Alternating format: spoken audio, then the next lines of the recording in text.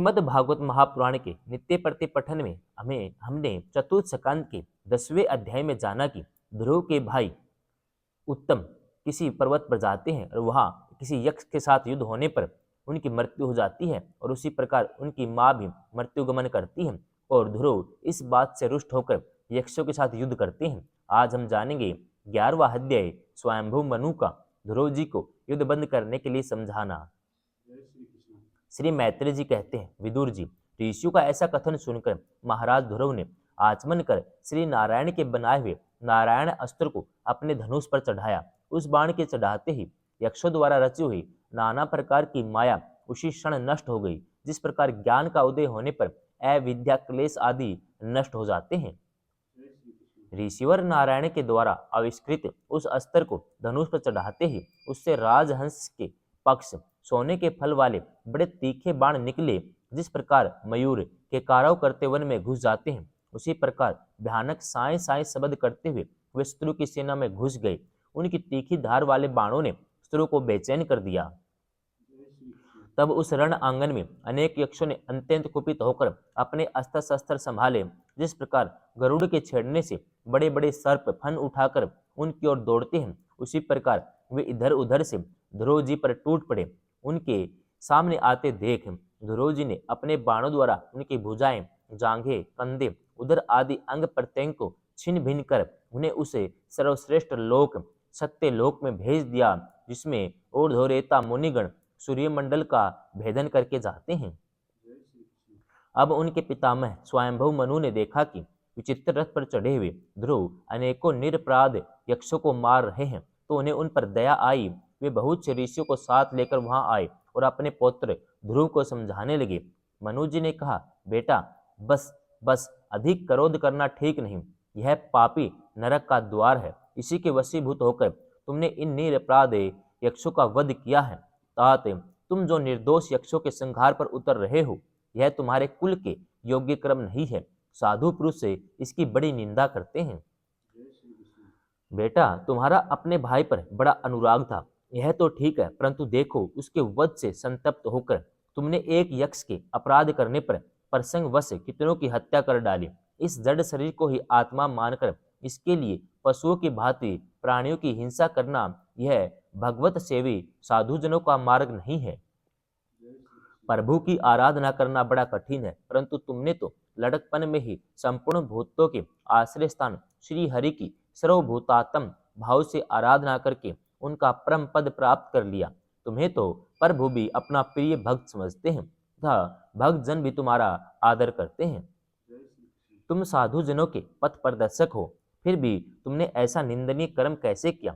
सर्व आत्मा श्री हरि तो अपने से बड़े पुरुषों के प्रति सहनशीलता, छोटों के प्रति दया, बराबर वालों के साथ मित्रता और समस्त जीवों के साथ समता का बर्ताव करने से ही प्रसन्न होते हैं। और प्रभु के प्रसन्न हो जाने पर पुरुष प्राकृतिक गुण और उनके कार्य रूप लिंग शरीर से छूटकर परम आनंद स्वरूप ब्रह्म पद प्राप्त कर लेते हैं।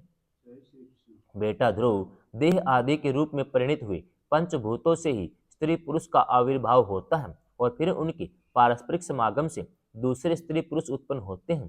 ध्रुव, इस प्रकार भगवान की माया से सत्व आदि गुणों में न्यूनाधिक भाव होने से जैसे भूतों द्वारा शरीरों की रचना होती है, वैसी उनकी स्थिति और प्रलय भी होते हैं। पुरुष श्रेष्ठ निर्गुण परमात्मा तो इनमें केवल निमित्त मात्र है। उसके आश्रय से यह कार्य कारणात्मक जगत उसी प्रकार भ्रमता रहता है, जैसे चुंबक के आश्रय से लोहा काल शक्ति के द्वारा क्रमशः सत्व आदि गुणों में शोभ होने से लीलामय भगवान की शक्ति भी सृष्टि आदि के रूप में विभक्त हो जाती है। अतः भगवान अकर्ता होकर भी जगत की रचना करते हैं और संहार करने वाले न होकर भी उसका संहार करते हैं। सचमुच उन अनंत प्रभु की लीला सर्वथा अचिंतनीय है। ध्रुव, वे काल स्वरूप अव्यय परमात्मा ही स्वयं अंत रहित होकर भी जगत का अंत करने वाले हैं तथा अनादि होकर भी सबके आदि करता है। वे ही एक जीव से दूसरे जीव को उत्पन्न कर संसार की सृष्टि करते हैं तथा मृत्यु के द्वारा मारने वालों को भी मरवाकर उसका संहार करते हैं। वे काल भगवान संपूर्ण सृष्टि में समान रूप से अनुप्रविष्ट हैं। उनका न तो कोई मित्र पक्ष है न शत्रु पक्ष। जैसे वायु के चलने से धूल उसके साथ साथ उड़ती है, उसी प्रकार समस्त जीव अपने अपने कर्मों के अधीन होकर काल की गति का अनुसरण करते हैं। अपने अपने कर्म अनुसार सुख दुख आदि फल भोगते हैं।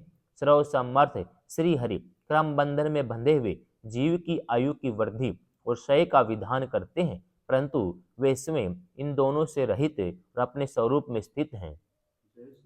राजन, इन परमात्मा को ही मीमांसक लोग कर्म, चावार्क स्वभाव, वैश्विक मतावलंबी, काल, ज्योतिषी, देव, काम शास्त्री काम कहते हैं। वे किसी भी इंद्रिय या प्रमाण के विषय नहीं हैं। महद आदि अनेक शक्तियां भी उन्हीं से प्रकट हुई हैं। वे क्या करना चाहते हैं, इस बात को संसार में कोई नहीं जानता। फिर अपने मूल कारण उन प्रभु को तो जान ही कौन सकता है। बेटा, ये कुबेर के अनुचर तुम्हारे भाई को मारने वाले नहीं हैं, क्योंकि मनुष्य के जन्म मरण का वास्तविक कारण तो ईश्वर है। एकमात्र वही संसार को रचता, पालता और नष्ट करता है, किंतु अहंकार शून्य होने के कारण इसके गुण कर्मों से वह सदा निर्लेप रहता है। वे संपूर्ण प्राणियों के अंतर आत्मा, नियंता, रक्षा करने वाले प्रभु ही अपनी माया शक्ति से युक्त होकर समस्त जीवों का सृजन, पालन और संहार करते हैं। जिस प्रकार नाक में नकेल पड़े हुए बैल अपने मालिक का बोझा ढोते रहते हैं, उसी प्रकार जगत की रचना करने वाले ब्रह्म आदि भी नाम रूप डोरी से बंधे हुए उन्हीं की आज्ञा का पालन करते हैं। वे भक्तों के अभक्तों के लिए मृत्यु रूप है और भक्तों के लिए अमृत रूप है, संसार के एकमात्र आश्रय हैं। ताते तुम सब प्रकार उन्हीं परमात्मा की शरण लो। तुम 5 वर्ष की अवस्था में अपनी सौतेली माता के वाग बाणों से मरम आहत होकर माँ की गोद छोड़कर वन को चले गए थे। वहां तपस्या द्वारा जिन ऋषिकेश भगवान की आराधना करके तुमने त्रिलोकी से ऊपर ध्रुवपद प्राप्त किया है, वह तुम्हारे वैर भावहीन सरल हृदय में वात्सल्य वश विशेष रूप से विराजमान हुए थे। उन त्रिगुण अद्वितीय अविनाशी नित्य मुक्त परमात्मा को अध्यात्म दृष्टि से अपने अंतःकरण में ढूंढो। उनमें यह भेदभावमय प्रपंच न होने पर भी प्रतीत हो रहा है।